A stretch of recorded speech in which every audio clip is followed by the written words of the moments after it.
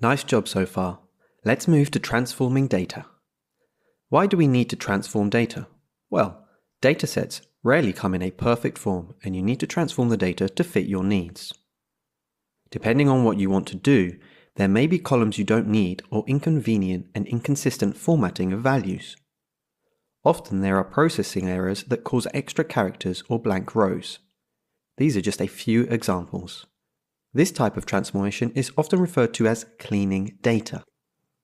Previously, when you loaded data, this preview pop-up screen appeared, and we immediately loaded the data. Now, in the next exercises, we will transform first. Specifically, you will use the Power Query Editor, which is a tool that allows you to edit the data prior to loading it.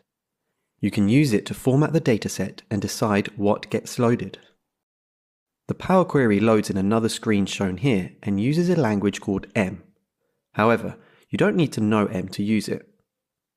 Note that because the Power Query Editor opens in a separate window, you'll need to close it to go back to your report. An important thing to know about Power Query is that you need to close and apply for any changes to be made to the data in the report. Alrighty, let's get